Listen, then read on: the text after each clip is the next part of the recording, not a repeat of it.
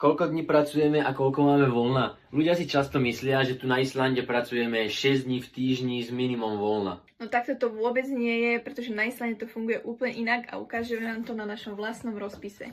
Toto je napríklad náš nový rozpis na tento mesiac, ako môžete vidieť, máme tu 2 dní, robíme 2 dní máme off, 3 dní robíme, 2 dní máme off, 4 dní robíme, tu máme deň off, potom máme až 5 dní, deň off, 4 dní off a takto ide vlastne ďalej, ďalšie 3 dní a 2 dní voľno a celkovo tento mesiac máme až 9 dní voľna. Takže väčšinou to funguje tak, že robíte 3-4 dní za sebou, potom máte 2 dní, niekedy deň voľno.